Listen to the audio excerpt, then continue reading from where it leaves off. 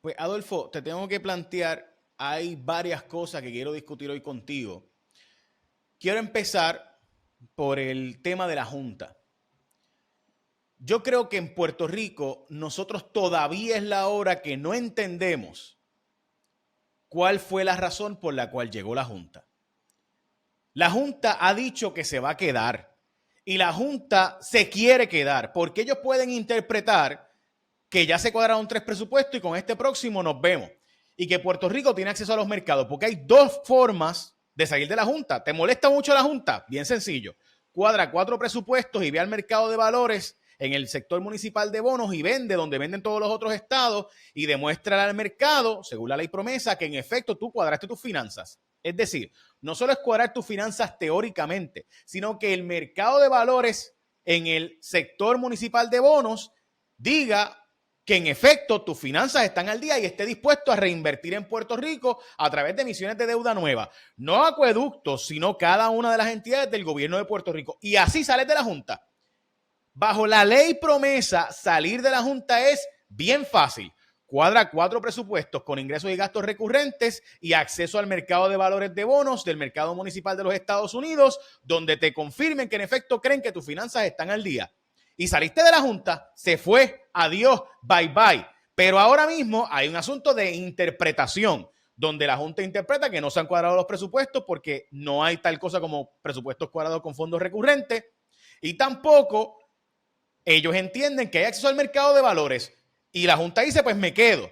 Y el gobernador dice, no, nosotros ya hemos cuadrado por lo menos 2 a 3 presupuestos de forma correcta. Mire, aquí hay una madeja de intereses que quieren que la Junta se quede porque viven de los 200 a 300 millones anuales que cobran los consultores de los Estados Unidos y Puerto Rico para en efecto que la Junta se quede. Y hay que entender que ese grupo de consultores es como toda lombriz, como todo parásito de cloaca. No importa qué, hay un grupo de gente que vive de que las cosas no cambien y ese grupo de gente quiere que las cosas no cambien, igual que los políticos de Puerto Rico quieren que las cosas no cambien, embuste de que quieren realmente resolver los problemas del país. Y te voy a dar un ejemplo. Y ahora voy a ir al nitty-gritty y tú me dirás tu impresión, Adolfo. Pero yo creo que es evidente que, o sea, vamos a plantear esto de forma que se entienda lo que quiero decir, porque yo creo que quizás no se está entendiendo y quizás estoy muy filosófico, no sé.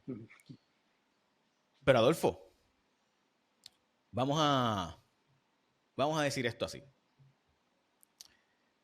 La Junta llegó a Puerto Rico no porque fuera lo mejor para Puerto Rico. La Junta llegó a Puerto Rico porque Obama y el Departamento del Tesoro Federal vieron que había un riesgo sistémico en los Estados Unidos porque los que firmaban y los que le decían a sus clientes que firmaran esas emisiones de deuda eran los mismos consultores en los estados de los Estados Unidos y en Puerto Rico. Los mismos bancos de los Estados Unidos que emitían esa deuda y que posicionaban en el mercado de valores los bonos de los estados de Texas, de California, de Pensilvania, de Illinois, de Connecticut, que estaban en quiebra, eran los mismos bancos que ubicaban en el mercado de valores de Nueva York, en la bolsa, los fondos de Puerto Rico. Los mismos asesores de los bancos grandes de los Estados Unidos y del mundo, que eran los que traficaban, vendían y compraban y le asesoraban a sus clientes, vende e invierte en bonos de Puerto Rico, eran los mismos que asignaban y hacían lo mismo en los diferentes estados. Así que si tú auditabas la deuda de Puerto Rico, ibas a encontrar que los que firmaban, los que recomendaban a sus clientes firmar y seguir emitiendo, comprando y vendiendo bonos de Puerto Rico, eran los mismos en Puerto Rico que los que lo hacían en los Estados Unidos, Adolfo. Así que si tú auditabas la deuda, si tú chequeabas obviamente el proceso de Puerto Rico, te ibas a dar cuenta de que los bancos, de que los consultores, de que los asesores de Puerto Rico eran los mismos que los Estados Unidos y los bufetes de abogados prominentes aquí que recaudan fondos allá y recaudan fondos para acá, también eran los que, igual que los bufetes de abogados de Boston y los bufetes de abogados de Nueva York, estaban firmando todo ese proceso de consultoría y asesoría. Así que si tú auditabas la deuda y tú evitabas que Puerto Rico pagara su deuda, ibas a tener una situación donde quienes iban a caer era el sector grande de bonos de los Estados Unidos con todos sus consultores y con todo su proceso de andamiajes y seguros y reaseguros. Eso es lo que provocó que el Partido Republicano se opusiera a que se le diera una quiebra a Puerto Rico sin acceso a una junta que ordenara organizar el proceso para evitar un riesgo sistémico, para evitar que colapsara el mercado de bonos de los Estados Unidos. Porque los bonos de Puerto Rico se traficaban a 2 y 3 veces lo que se traficaban los bonos de los estados. Y Adolfo, en Puerto Rico pagábamos al 2, 3, 4 veces, 2, 3 veces realmente lo que pagaban los bonos de Boston, los bonos de Massachusetts, de las escuelas, por ejemplo, y demás. Se traficaban al 2, 4% y Puerto Rico al 8 y 10% de tasa de interés efectiva. Eso es así. Y habiendo un riesgo sistémico, la posibilidad de que colapsara el mercado de valores de los Estados Unidos, especialmente el mercado municipal de bonos, fue que esto ocurrió. Y por eso es que se nombra una junta. Y esa gente vino aquí por los intereses de los Estados Unidos. Por eso es que nunca se hizo una real auditoría de la deuda y se buscó una firma que no está en el top 10 de nadie en el mundo para hacer la supuesta auditoría. Y se hizo una impugnación pelelita por allí de algunas emisiones de deuda para obligar a los pensionados, perdón, para obligar a los bonistas a bajar un poco la deuda. Pero aquí, Adolfo, y termino, se tomó la decisión deliberadamente de los políticos de Puerto Rico de no auditar la deuda, de los políticos de los Estados Unidos de no auditar la deuda, de la Junta de Control Fiscal de no auditar la deuda, porque si se auditaba la deuda, se iba a ver que los mismos consultores y asesores que recomendaban que se cogieran y se vendieran bonos de Puerto Rico eran los mismos que lo hacían para Massachusetts, los mismos que lo hacían para Nueva York, los mismos que lo hacían para Texas y los estados. Y por tanto, si se impugnaba la deuda porque era ilegal, esa consultoría tenía efectos y ramificaciones dramáticas en esa auditoría de la deuda para todos los estados y el mercado. Hay un riesgo sistémico y de ahí es que sale que se nombra una junta para Puerto Rico. Y esto, por si acaso, no lo estoy discutiendo ahora. Esto se discutió entonces. Y esa es la razón por la cual hay una junta en Puerto Rico. Y esa junta tiene unos consultores que viven de que ellos se queden aquí. Y eso, Adolfo, es lo que provoca que hoy hay una discusión de si la junta se va o se queda. Porque hay un montón de gente, hay una madeja, hay unos parásitos que viven de que se queden. Dicho eso, cuando vas a los hechos, cuando vas a los datos, es que en efecto no se han cuadrado con fondos recurrentes los presupuestos. Es que en efecto no se tiene un mercado de valores o un acceso al mercado de valores todavía. Y por último, Adolfo, en Puerto Rico se tomó una decisión de policy, de política pública. Y yo creo que el país tiene que entender esto y yo le voy a dar a esto hasta que se entienda hasta las próximas elecciones para que se tenga que discutir. Aquí se tomó la decisión por la comisionada residente que decía que se podía pagar toda la deuda, por el gobernador de Puerto Rico que firmó ese plan de ajuste de la deuda, por la legislatura de Tatito y José Luis Dalmau y Johnny Méndez y Tomás Rivera Chats. Se tomó la decisión inteligente y pensada. Esto no fue una improvisación, esto fue pensado, de que había 4 billones para pagar deudas y pensiones y 1 billón va a los bonistas y 3 billones para los pensionados. Es decir, nuestros políticos decidieron que en vez de conseguir suficientes policías para evitar que sigan asesinando a nuestros viejitos, se le iba a dar a los pensionados y a los bonistas. Eso fue una decisión de política pública, que en vez de ir al sistema de salud para reclutar médicos y asegurar que nuestros hospitales tuvieran servicios suficientes y enfermeros suficientes, se le iba a dar a los bonistas y a los pensionados 4 de esos billones. Y esa no es mi opinión. Eso fue una decisión que se tomó, que en Detroit fue lo contrario y en Puerto Rico eso se decidió así.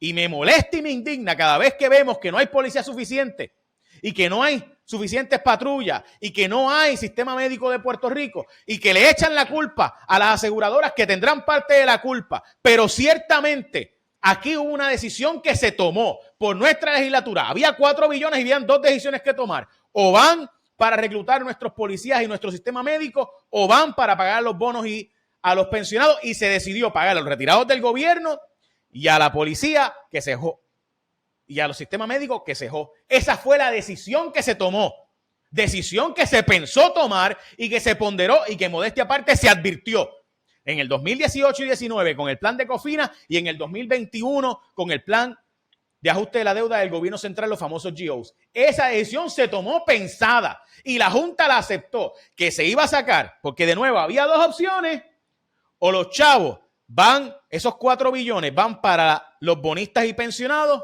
o van para reclutar policías y médicos. Y se decidió que hubiera menos médicos y menos policías y que se fueran esos chavos para pagar el plan de ajuste. Esa no es mi opinión.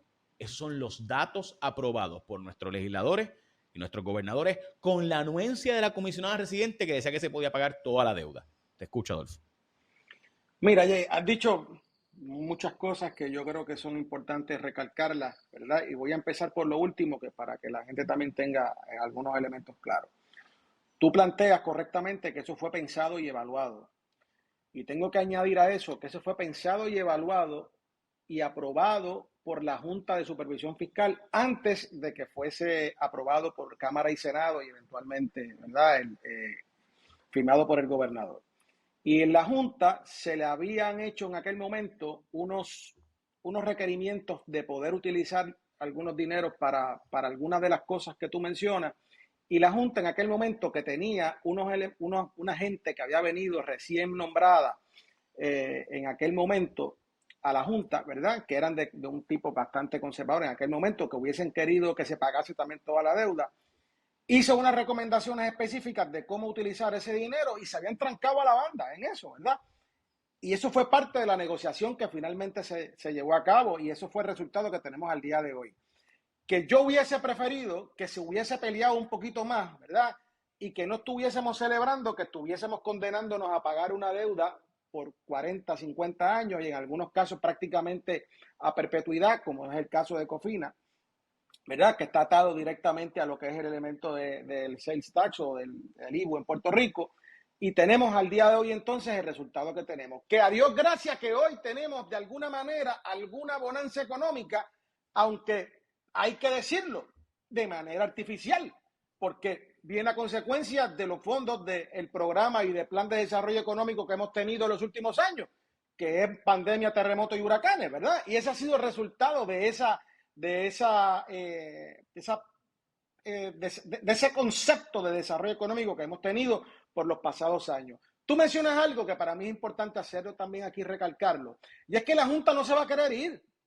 Aquí la Junta no se va a querer ir, porque aquí la están pasando bien, están en el trópico, aquí hay verano todo el año, no hay que ir a coger frío, viven en los mejores hoteles, o se olvida la gente de dónde vivía hasta los otros días la directora ejecutiva de la Junta. Se olvida eso hasta los otros días. Y no está malo, es que así funciona, ¿verdad? No tengo ningún problema. Y la Junta vino a Puerto Rico porque tenía que venir.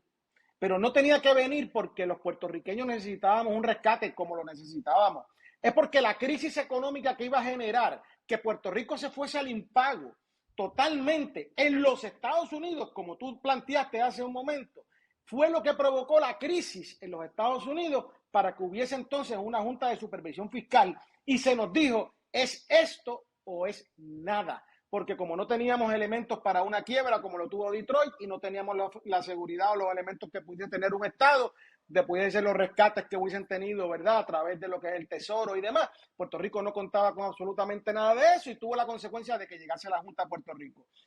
Pero la realidad es que la Junta, a pesar de que fue a consecuencia de lo que sucedía en los bonos de los Estados Unidos, tuvo consecuencias positivas en Puerto Rico porque el stay fue una gran cosa para todos acá, ¿verdad? Porque nos pudo a nosotros de alguna manera dejar de pagar por un tiempo en lo que las cosas se dieron dando, ¿verdad?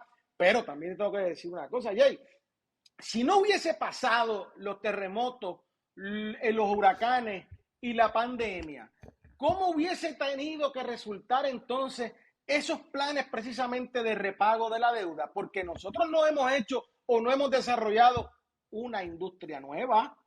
En Puerto Rico no hay una farmacéutica nueva. En Puerto Rico no hay un negocio floreciente nuevo que nadie pueda mirarlo, ¿verdad?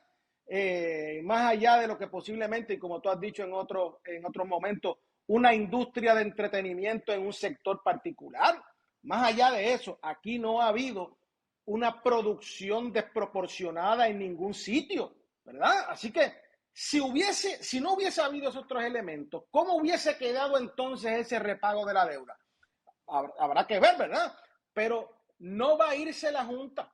La Junta va a ser una condición prácticamente cuasi permanente, por lo menos por los próximos 10, 15 años, porque fíjate que la Junta incluso dentro del populismo que pudiesen decir allá afuera, y no voy a ni por qué no negarlo, aprovechando las circunstancias que pudiesen tener, el director ejecutivo dice, bueno, aquí hay lo que hay, gracias a que nosotros estamos, ¿verdad? Y creando las concepciones, hablando mal de la clase política en Puerto Rico, también porque eso también le puede causar simpatía a Sí. la gente allá afuera. Y esa es la realidad, ¿verdad? Y de alguna manera volver a ganar esa confianza o esa alegría de que hubiesen llegado que tuvieron al principio. Pero va a ser muy difícil que la Junta se vaya, va a ser muy complicado que la Junta de alguna forma quiera irse por sí misma, porque las circunstancias no lo ameritan o no lo permiten, por decirlo así. Y el otro concepto, Jay, es que yo quiero ver, y es lo que más a mí me da temor, qué sucederá una vez los fondos federales culminen su estadía en Puerto Rico debido a esos tres asuntos que hablamos de pandemia, terremotos y huracanes. Mira, Adolfo, tú acabas de dar en el clavo aquí.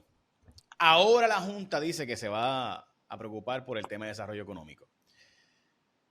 La Junta no se va a ir porque los consultores que siguen allí guisando entre 200 a 300 millones de dólares al año pertenecen a la misma industria que fue la que endeudó a Puerto Rico, que fue la que le decía a los bonistas y a los inversionistas, sigue comprando y sigue vendiendo bonos de Puerto Rico, sigue metiendo chavos, y cobraban 1 y 2 y 3% en comisiones cada vez que Puerto Rico emitía deuda. Y según el Wall Street Journal, cobraron más de $1 billón, 600 millones, 1.6 mil millones de dólares en comisiones del año 2006 con Cofina hasta el año 2012 con las emisiones de deuda que hicieron de energía eléctrica y demás.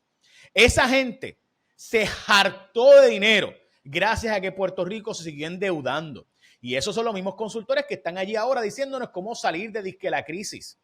Por eso no querían que se auditara la deuda, porque auditar la deuda significaba exponer que los que nos endeudaron, los que vinieron a Puerto Rico, eran los bancos que le ofrecían al gobierno de Puerto Rico: toma, sigue endeudándote, sigue metiéndote ahí, olvídate. Y el gobernador de turno seguía guisando, repartiendo chavos hasta que se acabó el baile. Pero no se va a auditar la deuda nunca jamás en la práctica. Y nunca la Junta fue y permitió que los nombres salieran, porque los nombres que de verdad hubieran salido en una auditoría de la deuda eran los mismos consultores que le daban su firma o su anuencia a los estados de los Estados Unidos, a las aseguradoras de los seguros de los bonos de los Estados Unidos. Es decir, aquí había un riesgo sistémico donde la nación completa y los estados estaban preocupados porque si se sabía y se impugnaba la deuda que se emitió ilegalmente de Puerto Rico, resultaba ser que quienes dieron su anuencia eran los mismos que daban la anuencia a los bonos de Illinois y a los bonos de Connecticut y a los bonos de California, que estaban en quiebra, en insolvencia. Por eso fue que nunca se hizo una auditoría real de la deuda y se hizo una auditoría Fisher Price de Kobre Kim, una firma de tercera. Y todo el mundo en la industria lo sabe. Y esa misma gente es la que sigue todavía en la Junta. Ahora, nosotros que sabemos lo que hay que hacer para sacar la Junta y sacar esos consultores, hemos hecho la parte que nos corresponde. Hemos cuadrado los presupuestos con fondos recurrentes demostrando austeridad y disciplina fiscal, o hemos seguido malgastando los fondos del erario público. ¿Qué hicimos con los fondos que se nos permitieron administrar? Y es más, para acabar de chavar, el Congreso mismo le está diciendo a través del proyecto de Nidia Velázquez y Richie Torres: mira, FEMA tiene que administrar en Puerto Rico en caso de desastre, porque el gobierno local no puede administrar. Ese es el proyecto de Nidia Velázquez sobre los territorios. Richie Torres está diciendo: tiene que haber un rescate federal al sistema energético de Puerto Rico, de lo contrario va a colapsar y va a haber apagones selectivos. Es el congresista puertorriqueño de Nueva York. Eso es lo que está pasando. O sea, el gobierno federal está tirando la toalla diciendo: los puertorriqueños no son capaces de administrarse. Y eso simultáneamente es lo que está saliendo en el mercado de valores, mientras que para poder sacar la Junta tienes que demostrarle a ese mercado que tú tienes disciplina fiscal y que la has tenido por 4 años consecutivos. ¿Hemos nosotros cumplido con nuestra parte para sacar la Junta? La respuesta todo el mundo la sabe. No nos seamos estúpidos. No seamos estúpidos. Entonces, ¿qué pasa? Que para acabar de chavar, cogimos los dineros que podíamos coger para poner al país cumpliendo con lo más esencial, que eran los servicios esenciales, y en vez de asegurarnos que hubiera policía suficiente, sistema médico suficiente y maestros suficientes para el país, y ahora obviamente centros de ancianos suficientes, cogimos y le dimos, de los 4 billones que había que tomar una decisión, y yo voy a insistir en esto, porque los políticos que van a pedir tu voto de nuevo, pueblo de Puerto Rico, fueron los que aprobaron esto. Había 4 billones y podíamos cogerlo para contratar suficientes policías, para tener suficientes lugares para los ancianos y para poder rescatar nuestro sistema médico. Y decidimos, como política pública, aprobado por este y el pasado gobierno, con Jennifer González diciendo que se podía pagar toda la deuda, y cogimos esos 4 billones y se los dimos a los bonistas y a los pensionados. 1 billón para los bonistas y 3 billones para los pensionados. Y esa no es mi opinión, esos son los hechos. Y esa fue la decisión, que en vez de tener policía suficiente y en vez de tener sistema médico suficiente y así los ancianos suficientes y enfermeras suficientes, le dimos los chavos a los retirados y pensionados del gobierno sin auditar esas pensiones, que también había muchas traqueteadas, y además 1.000 millones para los bonistas de GEOs y 500 y después 1.000 para los de Cofina. Esos son los hechos. Esa fue una decisión que se tomó voluntariamente. Que había unos procesos de quiebra complejos, seguro, como siempre, pero ahí es donde tú demuestras con consultoría el asunto de si puede ser un pagano que puede pagar 400 millones, puede pagar 4.000 millones. Y esa fue una decisión tomada, que se tomó. Y la Junta no se va a querer ir, porque también está guisando de quedarse, igual que guisó de que nos endeudáramos, ahora está guisando de que sigamos en este proceso, porque la Junta no son los 7 miembros, es el conglomerado de consultores que hay a su alrededor. Y esa, desgraciadamente, no es mi opinión. Esos son los datos. Elmer Román ha confirmado que él trabaja para el Pentágono y no para el pueblo de Puerto Rico. Y esto es un análisis que no se puede hacer, pero para mí, tengo que decirte, Adolfo, honestamente, lo están tirando a mondongo. Mala mía, pero tengo que decir que Jennifer González y su campaña están tirando mondongo a alguien que tiene un buen resumen. O sea, yo escucho a algunos analistas y a algunos comentaristas e incluso a los propios PNP, y tengo que decirte honestamente que estoy un poco impresionado con el menosprecio a alguien que trabaja como capitán de navío, que es básicamente como coronel, para aquellos que no saben, o sea, es un puesto bien alto. Es un ingeniero graduado de las mejores universidades de ingeniería de los Estados Unidos y Puerto Rico. Y además es un veterano del Navy que ha estado en diferentes frentes donde está la cosa caliente. O sea, es obvio que él es un empleado del sistema de inteligencia, como ha dicho Pavón Roque Díaz Olivo. Así que a mí me parece que su resumen es un resumen que debería estar siendo aplaudido. Y yo quiero que más gente con un resumen como el de Elmer Román aspire al puesto que sea en Puerto Rico. Pero la verdad es que ha cometido errores terribles.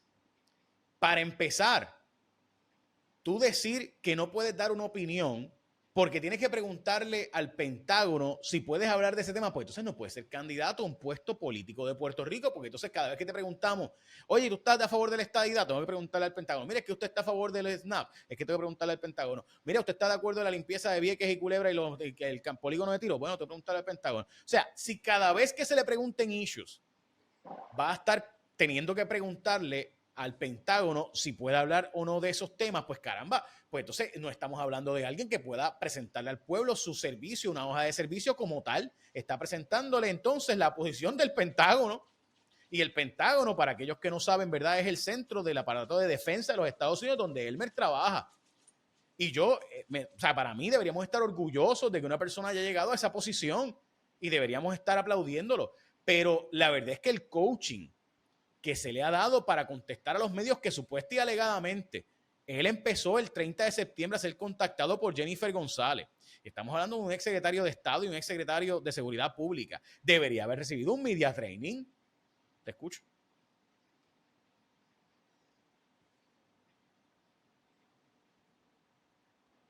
Sí, pero tú no dejas de ser un militar. Y pueden haberle dado el media training a Elmer. Y Elmer incluso ocupó una posición como secretario de Estado. Debió haber tenido, ¿verdad?, de alguna manera algún bagaje en ese sentido para poder comunicar cosas. Pero lo que sucede es que lo que lo que no se tiene, no se tiene. Tú sabes, tú no puedes dar lo que no tienes. Y en el caso de Elmer, pues ese juego de pie, pues no lo ha podido ni siquiera. Él nació siendo un militar, él nació siendo un soldado, ¿verdad? Y como soldado, los soldados no están acostumbrados a las relaciones públicas. Ellos están acostumbrados a ir al frente de batalla y pelear. ¿verdad? Por las órdenes que se le planteen. Pero lo que sí uno debería tener, ¿verdad? Como concepto, porque me parece que, no, yo no conozco a Elmer Román, pero me parece que es una persona inteligente y si no lo fuera, no estuviese ocupando la posición que ocupa dentro del Pentágono, ¿verdad? Y como tú dices, no ocuparía una posición dentro de lo que sería el marco de inteligencia también de los Estados Unidos y su marco de defensa. Porque esa parte para mí es más importante que incluso que haya sido un ex-Navy o capitán de navío. Él tiene unas características en la manera en cómo se comunica, que su entrenamiento te dice que es un individuo entrenado para ejercer asuntos de inteligencia en todas las áreas, ¿verdad? Él recopila información y se la lleva al Pentágono. Por eso es que él, que está diciendo sobre cualquier cosa, se lo voy a preguntar al Pentágono, como si el Pentágono fuese un señor que uno puede ir allí, ¿verdad? Y tocarle la puerta y preguntarle, señor Pentágono, mira, tú me podrías decir, mira, sabemos que no funciona de esa manera, ¿verdad? Porque, ¿sabes? El Pentágono no es un señor con barba que uno pueda de alguna manera ir a ver.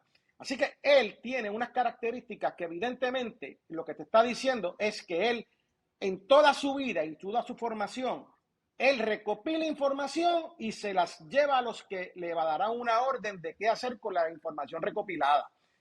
Y ese entrenamiento tú no lo puedes borrar de la noche a la mañana y eso es evidentemente lo que el señor M. Román tiene que estar padeciendo hoy. Pero yo pienso que aún así hay unas contestaciones de tipo de... hay una contestación política, unas contestaciones políticas de cara a una primaria política, no estamos hablando de una elección general, de cara a una primaria política y partidista, que primero ese resumen de Elmer le debe gustar sin ningún problema, obviamente, a un voto estadista. Pero cuando tú vas al asunto específico, ¿cómo tú vas a estar culipandeando con temas tan particulares como si tú eres republicano o demócrata? Sobre si tú eres republicano o demócrata, donde vas a ir a un cuerpo político, precisamente de individuos del Partido Demócrata y Partido Republicano. ¿Cómo es posible que tú a su vez te pregunten por un tema ideológico, como el tema de la estadidad, y él te dice, sí, yo soy estadista, pero tú no lo ves que ni siquiera tiene algún tipo de reacción afirmativa, positiva, combativa, vamos, como pudiese ser dentro de su formación como soldado, ante ese tema? Entonces tú ves que no tiene una contestación categórica sobre ningún tema. Y claro, hay ocasiones donde también, pues en Puerto Rico, pues a veces nos queremos ir o preferimos irnos por la rama y le preguntamos por nimiedades en lugar de preguntas de este tipo, ¿verdad? Porque quizás genera algún tipo de reacción más farandulesca.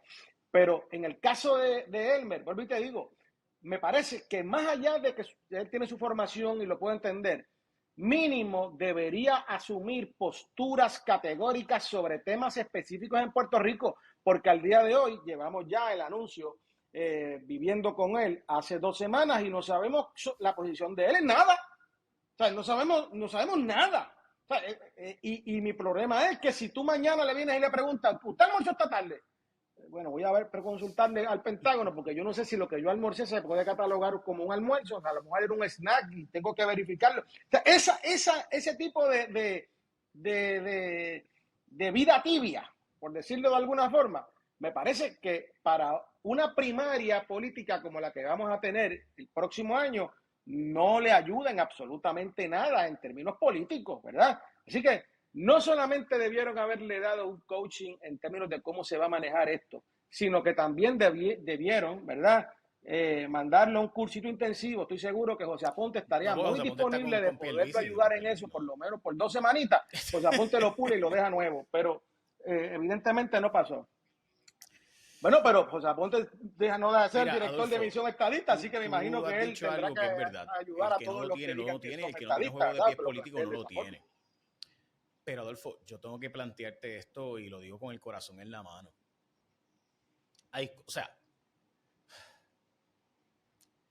Ricardo Rosselló no era un buen orador. Pedro Pierluisi no es un buen orador. El PNP tiene 2 buenos oradores ahora mismo para mí, que son Tomás Rivera Chatz y Jennifer González.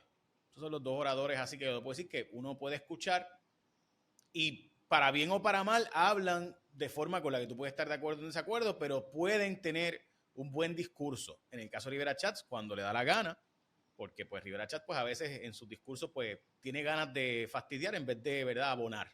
Y ese es él, esa es su personalidad. Pero tiene la capacidad, lo quiero decir. Desde hace muchos años no hay un Leo Díaz, que es un buen orador, como candidato, perdón,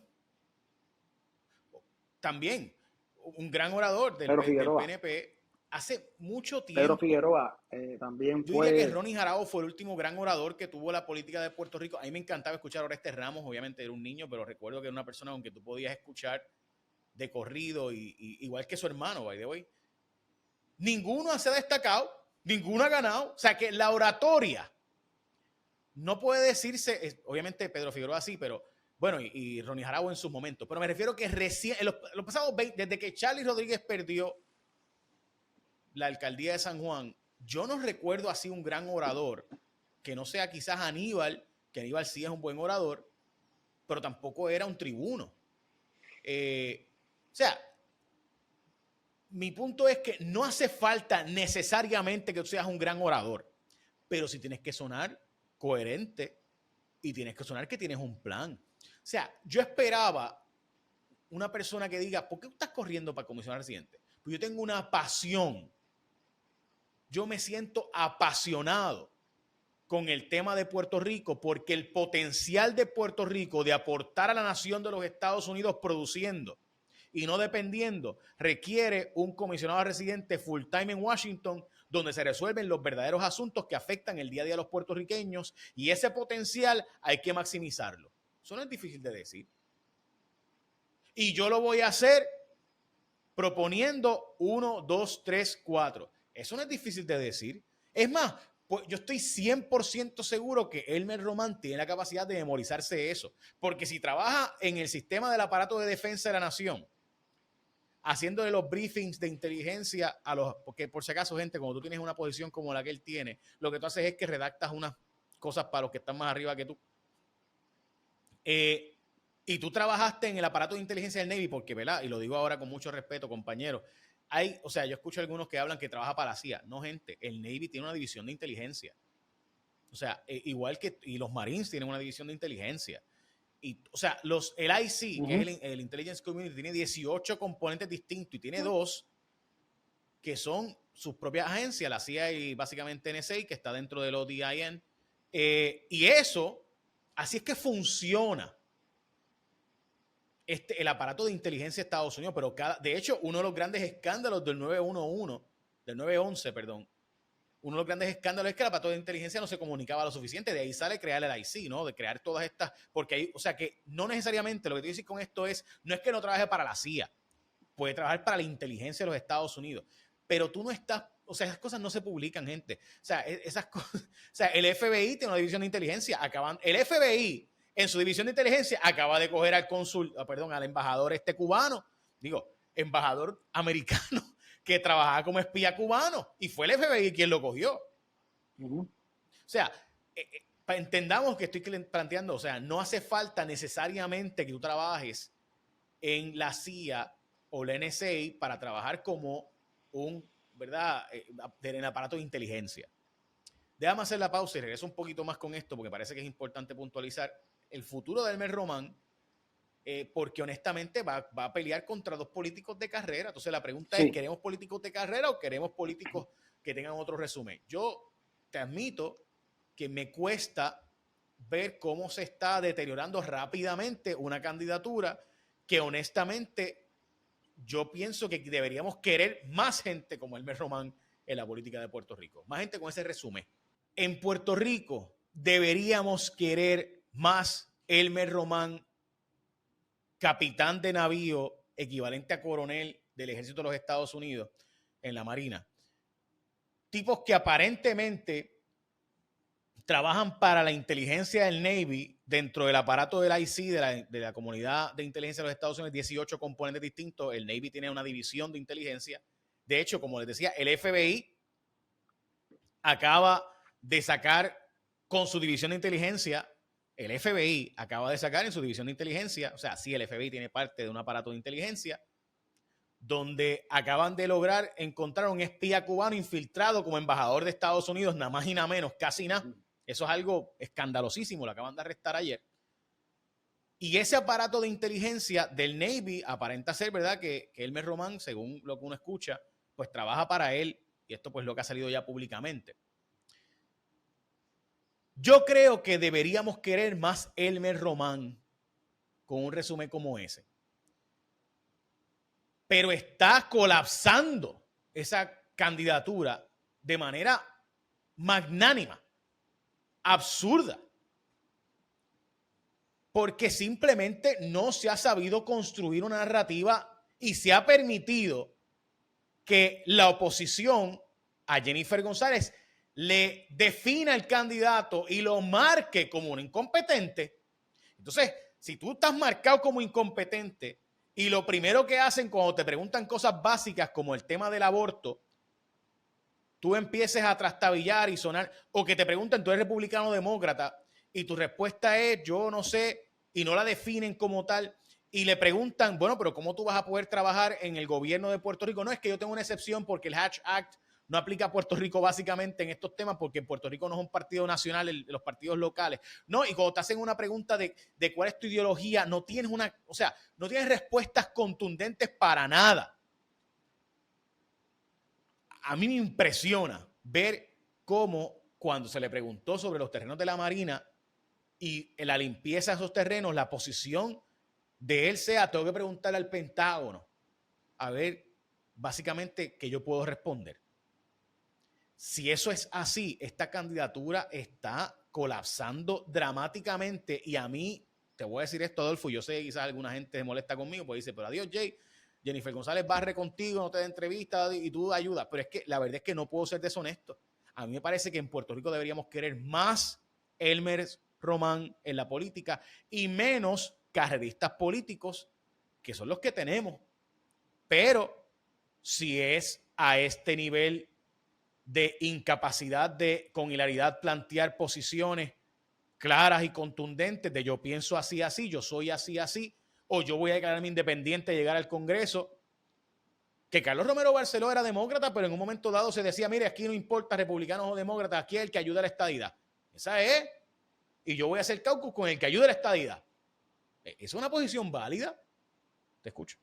Mira, Jay, el problema es, y aquí volvemos con el asunto de la Biblia, es que no se puede querer mucho al alma tibia. Entonces vemos que aquí, ante unas posiciones, en el caso de Elmer Román, que tiene un resumen tan chulo para uno mirarle y decir, este tipo le ha servido muy bien a los Estados Unidos y demás, y ahora está aspirando a una posición como comisionado residente de Puerto Rico, desde un partido político ideológico, como lo es el PNP, que busca la estadidad para Puerto Rico, mínimamente yo hubiese esperado que un militar de carrera, que se le tiene que aplicar la rigurosidad de la firmeza en todo lo que está haciendo, porque precisamente es parte de ese entrenamiento, mínimamente yo hubiese esperado que hubiese planteado un discurso diciendo, mira, yo creo en la estadidad y yo como militar tengo la fuerza moral de exigirle directamente a los congresistas que no han hecho un chícharo por esta nación como lo he hecho yo desde toda mi vida, que le he dedicado mi sangre, mi vida y corazón a la nación completa. Y lo menos que se puede esperar entonces es que a Puerto Rico, de donde yo vengo, se le pueda dar la oportunidad de poder participar de igual a igual, como lo hemos hecho desde el 65 Infantería, desde la Segunda Guerra Mundial, desde la Guerra de Corea, Vietnam, el Golfo y todas las anteriores, que se le dé entonces la oportunidad de participar de igual a igual en la toma de decisiones de la nación, porque hemos dado vida, hacienda, sangre y corazón en todo esto. Y yo como militar tengo la fuerza moral sobre cualquier otro para poder exigir precisamente eso. Y esa firmeza, yo estoy seguro, Jay, que cuando vaya afuera directamente a buscar el voto de un estadista, todo el mundo lo va a tener que aplaudir, incluyendo los que pudiesen estar corriendo en contra de él. Pero cuando tú empiezas a culipandear sobre un tema tan específico como el tema ideológico del cual tú eres, para pertenecer, del cual tú eres soldado, porque él no es otra cosa que no es un soldado del ejército de los Estados Unidos, pues no hay nadie más que tuviese la oportunidad de exigir directamente a los ojos allí en el Congreso sobre cualquier otro, la oportunidad de pertenecer entonces de igual a igual. Pero cuando el planteamiento de un alma tibia de decir que tienen que consultar cosas tan específicas como posiblemente sea el partido político que pueda estar, sobre lo que va a suceder con los terrenos de la Marina de Vieques, donde precisamente fue bajo un gobierno del PNP que salió la Marina de Vieques cuando fue la gobernación de Pedro Rosselló, y cómo Rosselló llevó ese tema dentro de lo que fue el Congreso precisamente. Pues mira, lo menos que se puede esperar es firmeza sobre algunos asuntos particulares y específicos, y mucho más de cara a una primaria, cuando precisamente cuando tú participas de una primaria de un partido ideológico, mínimamente deberías ser afín con la ideología que se está planteando, y como militar se te debe exigir tu firmeza y fuerza. Y no solamente firmeza y fuerza, esa maquinaria de la moralidad que tú has generado por toda una vida dedicada precisamente a defender la nación a la cual tú quieras anexarte. Entonces, ese discurso, que es un discurso bonito, chulo, que uno pudiese llevar allá a los puertorriqueños aquí en los Estados Unidos, pues mira, no se ha podido generar porque esa blandenguería al momento de poder llevar el mensaje, pues ha tenido entonces el efecto de que ese impacto que hubiese tenido la figura de Elmer Román a través de lo que ha sido su resumen de vida y su manera de vivir la vida por los últimos años se pueda ver entonces empañada y opacada, y echamos entonces al zafacón todo un servicio, toda una vida por esta aspiración política que, como te digo, hubiese sido tan maravilloso que el planteamiento fuese habido ese, que no hay nadie más que pueda tener la fuerza moral de ir a defender lo que por derecho nos toca, pero no quisieron o no han hecho eso, ¿verdad? Porque hay que ir allá al Congreso, al Pentágono a preguntar cosas. ¿Ah? Como tú dices, tú sabes lo que es que tú tengas que estar explicando cosas de por qué Puerto Rico participar en el PNP no es de un partido político nacional. ¿Quién entiende eso? ¿A quién le importa eso? A doña Yuya en Utuado, en el barrio Ángeles. Eso no le importa en lo absoluto. ¿Por qué tú vas a plantear cosas como esa tan técnicas, verdad? No, tú tienes que atraer cosas que puedan de alguna manera aglutinar todo el voto que puedas necesitar para una primaria dentro del PNP. ¿Y cuál es ese asunto? Pues tu defensa de la nación, y tú como soldado estás entrenando para lograr victoria.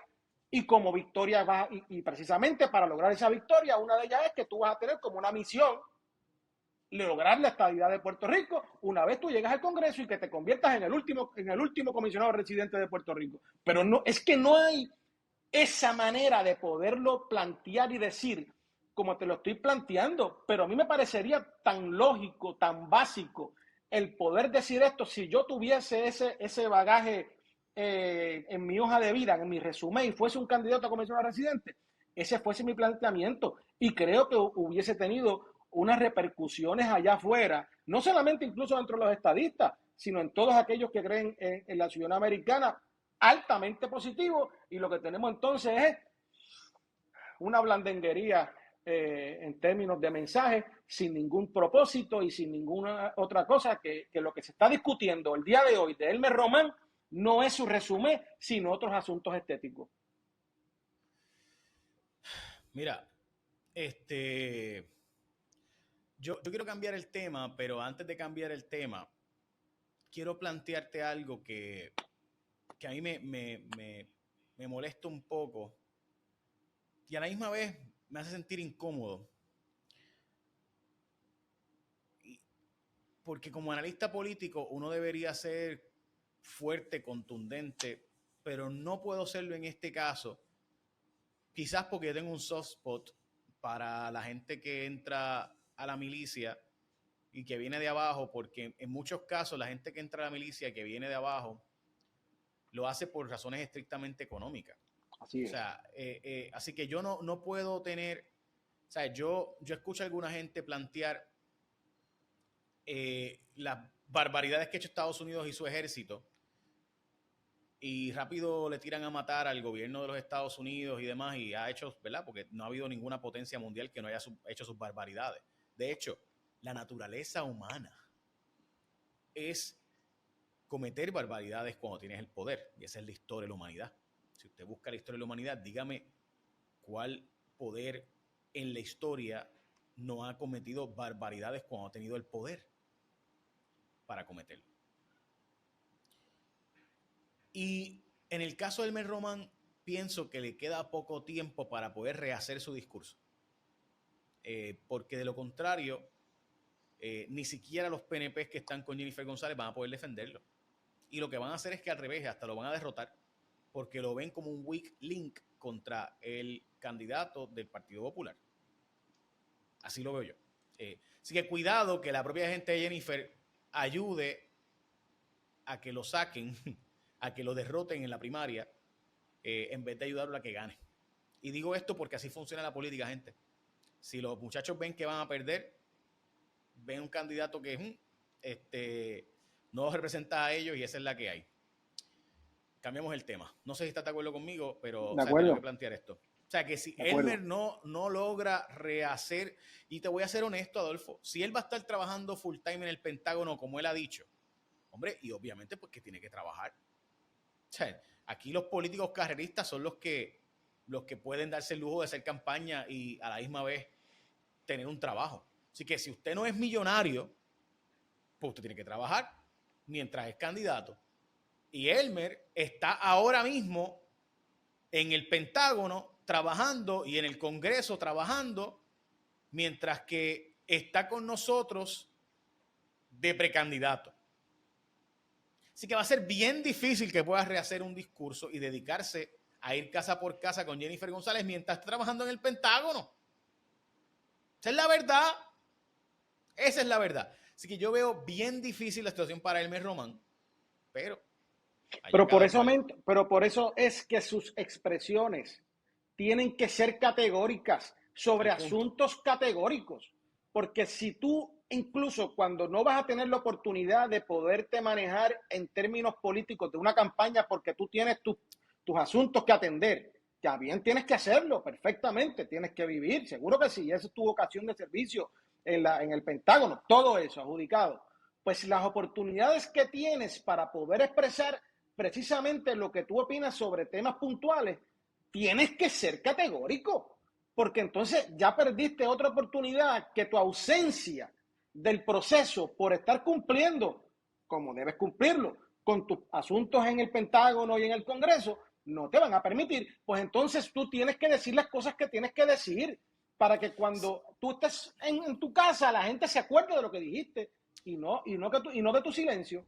Mira, sí, Adolfo, pero es que está del cara que mientras William Villafañe y Quiquito Meléndez, que son carreristas políticos, abogados, legisladores, pueden dedicarse 24/7 a ser candidatos y a ir casa por casa a buscar una candidatura, tengamos a un tipo que trabaja para el Pentágono dándole servicio a la nación con un resumen de ingeniero de las mejores universidades de los Estados Unidos y Puerto Rico y que también trabaje en el Pentágono de los Estados Unidos, que trabaje en la división probablemente de inteligencia del Navy y de los Marines y del IC, de la comunidad de inteligencia de los Estados Unidos y que ha estado como veterano en diferentes circunstancias y que tiene un puesto equivalente a coronel de capitán de navío, que es justo lo que viene antes de almirante en el ejército de los Estados Unidos en el Navy, pues lo tengamos a él diciendo, tú, bendito, vas a coger una pela que se le perdió a Magollo porque mientras los otros dos son legisladores, pueden hacer política 24/7 y tú no puedes dejar tu trabajo porque tienes que tener un trabajo de clase media como eres, trabajando en el Pentágono de los Estados Unidos y no puedes dedicarte 24/7 porque tienes que seguir trabajando en tu trabajo y cuando salgas del trabajo entonces puedes hacer campaña política mientras que los legisladores tienen una ventaja descomunal donde pueden dedicarse 24/7 a hacer política porque es parte de sus funciones y eso está mal. Y obviamente ese es el sistema y esa es la que hay. Y por eso, como tú dices, Elmer Román tiene que ser mucho más contundente en sus expresiones porque él no va a tener la oportunidad de arreglar lo que diga mal, mientras que los otros van a poder ir casa por casa haciendo política, llevando su banderita y qué sé yo, porque van a tener el espacio y el tiempo porque se les paga con fondos públicos para que hagan campaña política, mientras que los demás tendríamos que dejar nuestros trabajos y vivir de los ahorros si es que tienes alguno. Y por eso es que la política tiene un reciclaje brutal de políticos carreristas de por vida, como son William Villafañe y Quiquito Meléndez. Y ¿verdad? Dios los bendiga, nada malo, porque ellos no tienen la culpa. Pero ese es el sistema y está del caray. Hay que denunciar que mientras Elmer Román está reunido en el Congreso o está reunido con el aparato de defensa de los Estados Unidos para velar por los intereses de la nación, Los otros están de campaña en campaña, casa por casa, llevándole don Carlito a doña Yeya y Coquito a doña Yuya. Y esa es la que hay, porque Elmer no puede dejar su trabajo y vivir de que le paguemos con las campañas políticas. Y esa es la que hay. Y aquí me pregunto yo, ¿eso está bien?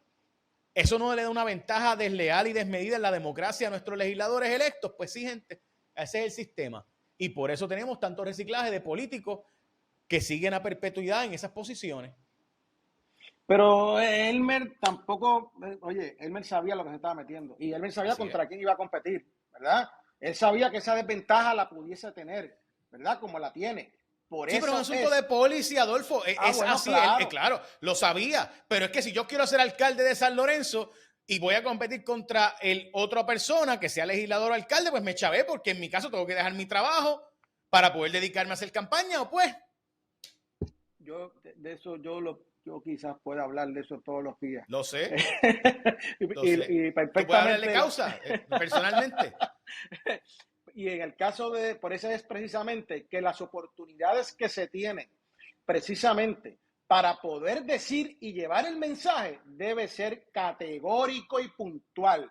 No puede estar con el culipandeo porque entonces sus expresiones y sus silencios son exactamente iguales. Y entonces te conviertes en un candidato que eres prácticamente inexistente. Vuelvo y te digo, ese es el problema, porque no hay ni siquiera qué puedas decir o qué puedas reportar de él, porque no tiene nada que decir.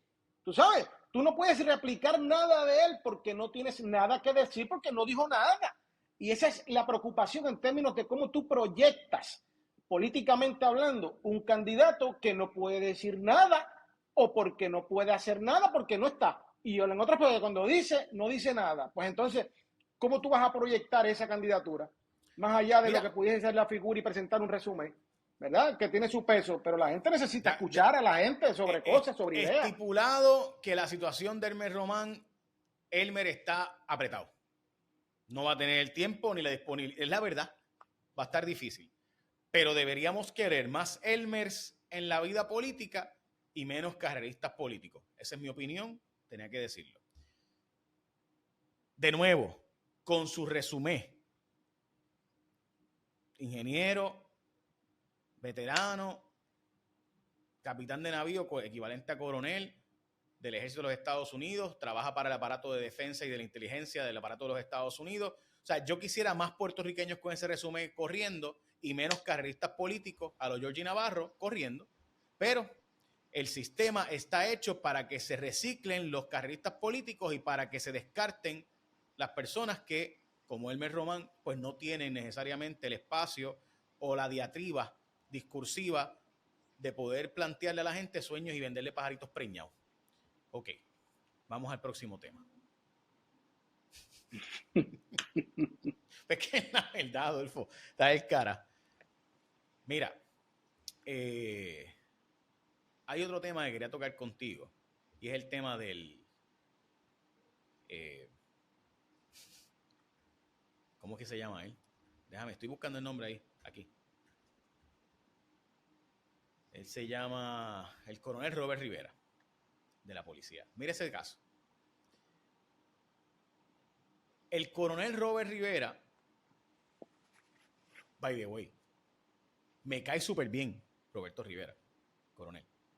O sea, las veces que lo he entrevistado me da unos audios buenísimos, es de los mejores. O sea, tenemos un jefe de la policía con una deficiencia peor que Elmer Román cuando habla públicamente. El jefe de la policía, el comisionado de la policía simplemente no tiene la capacidad de hablar. Él no puede hablar. Es malísimo hablando. Malísimo. Yo nunca había escuchado a alguien tan malo hablando. De verdad. Malísimo. Pero se buscó, Antonio Figueroa no sirve para hablar. O sea, no es una persona que en una entrevista diga cosas que... O sea, a mí a veces hasta me da pena. Pero de hecho, lo que me suena es que por eso le buscaron tantos portavoces. Porque, ¿te acuerdas? En la época de antes siempre el jefe de la policía hablaba a él. Pues no, tenemos 200 portavoces de la policía porque Antonio López Figueroa no es un buen portavoz. No digo que sea una mala persona. By the way, siempre que hablo con él me suena una persona que con credibilidad, etcétera, que es lo que tú necesitas de la policía. Pero Roberto Rivera es el segundo en mando de la policía. Hay una prohibición para que los policías corran a puestos políticos, particularmente el jefe de la policía, pero no hay una prohibición para que el segundo en mando pueda correr para un puesto político. De hecho, la policía es policía 24/7. O sea que mañana el agente de la policía que se dedica a darle las multas de tránsito en San Lorenzo puede dedicarse a correr para alcalde de San Lorenzo. No hay un problema inherente ahí de que de repente pues dejen de dar multas de tránsito. O sea, no sé, Adolfo, y es una posición bien complicada porque por otro lado pues la democracia, pues pero si hay alguien que sabe la intríngulis y que la gente le coge cariño es al policía del pueblo, que todo el mundo lo conoce, ¿verdad? Que está asignado al pueblo porque hay 4 o 5 policías por pueblo hoy día. ¿Qué tú crees? Esa posición del Departamento de Justicia de que no hay ninguna prohibición para que pueda correr para jefe, o debo decir, para asambleísta municipal de Arecibo, Roberto Rivera, que es el segundo en mando de la policía, ¿no te parece que contradice precisamente la idea de la prohibición al jefe de la policía? Porque pues si el jefe de la policía no está, pues el que está a cargo es él. Pues para eso entonces pues tampoco Antonio López Figueroa debe ser prohibido de que corra para algo. Bueno, lo que pasa, yo te voy a ser franco, yo ese tipo de prohibiciones absolutas sobre temas tan importantes como asuntos ideológicos, asuntos de creencia, eh, pues, tengo mi problema con eso. Y te tengo que decir que incluso el segundo en mando, en términos administrativos, pudiese ser hasta más importante que el primero, porque es el que mueve quizás la cosa diaria, ¿verdad? En el día a día. Y ese que tú planteas pudiese ser un tema importante. Pero a mí me molesta de alguna manera porque el planteamiento es que no puede pertenecer o que no puede hacer campaña por un partido político. Es como si, y aquí vengo con este asunto, es demonizar los partidos políticos. Fíjate que no pasa nada si creen el aborto, no pasa nada si es evangélico, no pasa nada si es católico, no pasa nada si es ateo, ¿verdad? Y igual la policía, a lo mejor, y alguien podrá pensar, oye, ¿y si este pastor quiere correr? ¿No sería un conflicto a su vez, o que tuviese el de ley? Porque planteamientos que pudiese afectar su criterio como funcionario público al momento de ejecutar su función como policía, ¿verdad? En términos políticos. Por eso pudiese pasar quizás también en el gobierno hay diáconos y hay gente así. Imagínate que no le puede dar entonces el perdón de los pecados a alguien porque es PNP o es popular o porque es ateo, porque es agnóstico, lo que sea. O sea, cuando empezamos a hacer criterios, a empezar a desdoblar cosas, yo tengo problema con eso. Si el partido político que usted pertenece es el azul, es el rojo, es el verde, es el amarillo, es el que usted quiera, yo tendría incluso que decir que tú sabes quién puede tener la mayor cantidad de problemas, los maestros. Los maestros están en el salón de clase. Imagínate tú que tú le tengas que decir a un maestro que está allí ideológicamente hablando a través de la federación o a la asociación de alcaldes que asumen posturas eminentemente políticas sobre temas eminentemente políticos, también le vas a prohibir entonces eso, donde posiblemente tengan más acceso. Porque en el caso del policía de Arecibo, que es el legislador de Arecibo, él no puede vivir en Arecibo y ser policía de Arecibo. Eso sí, también la ley se lo prohíbe, ¿verdad? Él tiene que ser policía en otro lado. Y él es legislador municipal de allá, de Arecibo. ¿Sabes dónde es que él hace sus funciones? Para ese tema del conflicto. Así que yo tengo que decir que la posición del secretario de Justicia, no sé cuál es el análisis. Yo sé que incluso para que un secretario de Justicia dé una opinión, es un poco complicado, tú sabes, para que lo acepte, poderlo hacer, porque el secretario de Justicia cuando emite una opinión, y tú sabes más de esto que yo, esa opinión de justicia tiene un peso enorme al momento de poder dilucidar. Administrativamente, Sí, correcto. de poder dilucidar este asunto, ¿verdad? O sea, vamos a explicar eso brevemente. Cuando hay una controversia de que hay una ley que no se sabe qué dice exactamente, se le pide al Departamento de Justicia que se convierta en una serie de juez, consultor, que le asesore a la rama ejecutiva cómo debe hacer, y las agencias tienden, ¿verdad? Hay una aceptación tácita de que eso es obligatorio. Es decir, lo que dice el Departamento de Justicia es lo que se va a hacer. Y esa pues es una forma de que el Departamento de Justicia se le da un rango de experto en el derecho.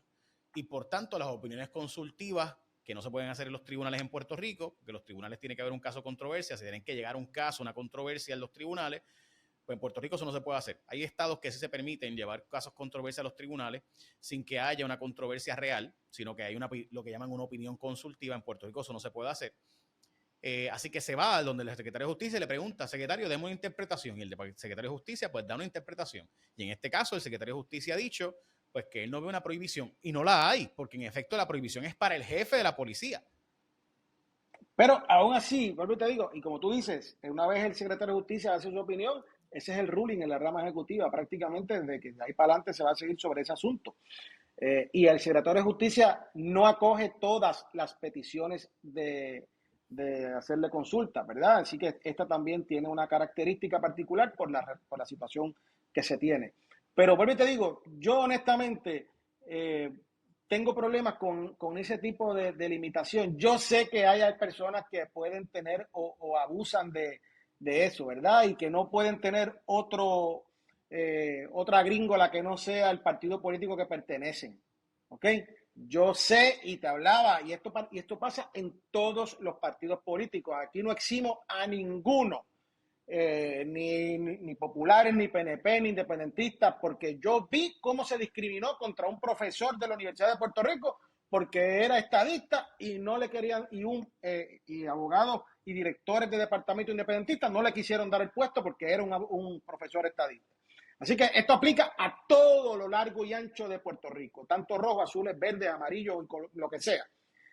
Pero me parece que cuando uno debe partir de la premisa de que hay razonabilidad, y yo sé que la razonabilidad a veces es bastante escasa en el mundo político, pero yo todavía intento actuar como si los hombres fueran buenos, como decía José Martí. Y cada vez que alguien me plantea de que vamos a limitar el derecho democrático de alguien de afiliarse a un partido político y de representar a una gente dentro de lo que sería esa colectividad, ya sea mediante un mecanismo de una elección a un cargo público, pues no tengo problemas con esas limitaciones, ¿verdad? Y yo incluso le eliminaría esas limitaciones al jefe de la policía y hasta podría ser extremo del secretario de Justicia, aunque el secretario de Justicia yo hubiese preferido de alguna manera que pudiese llevarse quizás a una elección esa posición, ¿verdad? Porque precisamente tiene unas condiciones y unas características donde puede, y en el caso de la policía también, pero en el caso de justicia puede radicar casos y pleitos contra gente y meter presa a gente.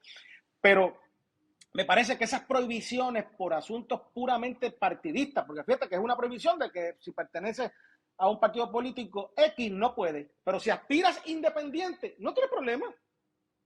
Sí, no, y obviamente eso es parte de la controversia, y para mí eso la hace, ¿verdad? Hace esa ley probablemente inconstitucional, y hay que ver si alguien la lleva.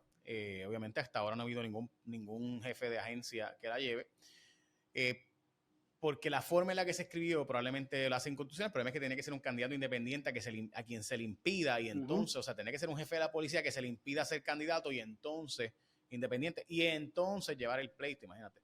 O sea, es un caso que probablemente nunca llega a los tribunales. No creo que pase. No, difícil. Adolfo, tengo que plantearte que estoy oficialmente preocupado. 60 Minutes es el programa de televisión investigativo más importante de la nación. Lleva 800 años y acaban de publicar una historia sobre quantum computing que básicamente está utilizando un sistema de inteligencia tal, un hardware de inteligencia tal, es tan y tan sofisticado que es más de millones de veces más rápido que la computadora más rápida al día de hoy. Porque en vez de usar chips, microchips, utiliza un sistema distinto que permite que en vez de tú ir por diferentes lugares en un trial and error, vaya directamente a buscar todas las variables simultáneamente, lo que la hace millones de veces más rápida que la computadora más rápida hoy, lo que llaman la supercomputadora. Déjame explicar esto. 60 Minutes acaba de publicar la historia de que IBM ya sacó su modelo 2 de Quantum Computing o de las computadoras utilizando Quantum. Básicamente es ¿verdad? Es el término de física que se usa para establecer de alguna forma un mecanismo alterno que no lo conocemos necesariamente. Y cuando yo vi la historia de 60 Minutes, que plantea que las quantum computers ya van a salir y que los próximos 4 a 5 años van a estar en el mercado, donde estamos hablando de computadoras que son millones de veces más rápidas que las supercomputadoras que existen hoy, que son las supercomputadoras que utiliza la inteligencia artificial. Y que simultáneamente Amazon acaba de sacar su sistema de inteligencia que permite sustituir a casi 20%, 30% de sus empleados, porque el algoritmo se automatiza solo y sube y baja los precios conforme le convenga al algoritmo sin necesidad de la intervención de un programador. O sea, puede sustituir el AI tool, puede sustituir los empleados que son los especialistas en el aparato mismo de programación. Y va a poder poner precios y fijar precios conforme le convenga a la firma. Y simultáneamente ChatGPT, cuando se aceleró su salida, lo que hizo fue básicamente que sacó un montón de developers del mercado que estaban desarrollando tools y equipos alrededor de ChatGPT. Hoy sale en el periódico que están tratando de traer una fábrica de microchips a Puerto Rico. Y es evidente que la senadora Keren Riquelme está 40 años tarde porque no sabe que no es por gusto que en otros países del mundo no tienen estas fábricas. Por algo están en Taiwán y existen tan pocas en el mundo. Y es porque eso requiere un nivel de sofisticación de su empleadomanía. Y o sea, eso no lo hacen en cualquier sitio. O sea, Nvidia, la empresa que tiene los microchips en Japón y tal, eso no es por gusto. Eso requiere un nivel de sofisticación tal. Pero además es que ya estamos atrás. Y que nuestra universidad no esté discutiendo, que nuestro sistema educativo no esté planteándose cuál es el paso. O sea, yo escucho todavía gente hablando preocupadas porque va a haber mucho robo o mucha gente haciéndose pasar por tu familiar y poniendo la voz y qué sé yo. Todo eso es terrible, ¿verdad? Y tiene sus Pero el verdadero asunto que debe preocuparnos es que si vienen las quantum computers ya y que IBM ya básicamente sacó al mercado su computadora y estos tools de AI están siendo avanzados a una rapidez tal que ni ellos mismos reconocen cómo logran con sus algoritmos ese pensamiento avanzado tecnológico artificialmente con machine learning. Y nuestras universidades están discutiendo esto. Nuestro sistema educativo está planteándose cuál va a ser nuestro rol, si alguno, en este nuevo mundo. Debemos seguir educando a gente en las disciplinas que estamos educando hoy para que básicamente todos terminen en el desempleo. Porque gran parte de estas disciplinas serán sustituidas por estos tools de inteligencia artificial, estas herramientas con los quantum computers. Entonces sí es verdad. Y estamos hablando de que según 60 Minutes esto está a 3 a 4 años de que salgan al mercado. Más estos tools de inteligencia artificial que tenemos montones de developers trabajando para crear unas herramientas que simplemente sustituyen en gran medida al ser humano, punto. Y nosotros, ¿qué estamos educando a nuestra gente? Entonces, ver que tenemos 500 millones de pesos en la Universidad de Puerto Rico, más 5,000 millones en el sistema educativo de la Escuela Pública de Puerto Rico, y este tema ni se toca. ¿Cuándo vamos a entender que fuera de STEM estamos educando a gente para el desempleo? Estamos dándole recursos económicos a gente para que no pueda nunca realmente trabajar en lo que esté estudiando porque sus profesiones van a ser sustituidas. ¿Qué profesiones debemos subsidiar? ¿Y qué profesiones deberíamos como Estado decir? Si tú quieres estudiar eso, te costeas tú tus estudios porque el Estado no puede fomentar eso. ¿Cuándo vamos a tener esa conversación? ¿O vamos a seguir siendo un país de dependencia y mantengo? Te escucho. Mira, Jay, tú traes ese tema y para mí es un tema fundamental de discusión en Puerto Rico, y que en Puerto Rico, no solamente en Puerto Rico, sino en el mundo. Fíjate que la discusión, por ejemplo, de la inteligencia artificial, que es un tema relativamente nuevo, ¿verdad? En términos de lo que es la historia de la humanidad. El avance que ha habido desde el año pasado al año presente es enorme. Las diferencias que se están generando prácticamente a diario de cómo se está produciendo un nivel de inteligencia artificial más adelantado, un mecanismo de computación mucho más avanzado. Todo esto se está dando todos los meses. Antes, para poder sacar un chip nuevo, había que esperar años. Y a quien decía, yo tengo un Pentium 4 y para que poder lograr el Pentium 5 se tuvo que esperar yo no sé cuánto, ¿verdad? O el otro chip que pudiese haber habido. Y mientras hablamos de eso, había que esperar un año posiblemente. Y aquí estamos hablando de que de semana a semana se está produciendo una nueva tecnología, con unos resultados inmediatos, que aquí también nos encanta la inmediatez. El ser humano le encanta la inmediatez en estos tiempos. Para poder desarrollar otras cosas, ¿verdad?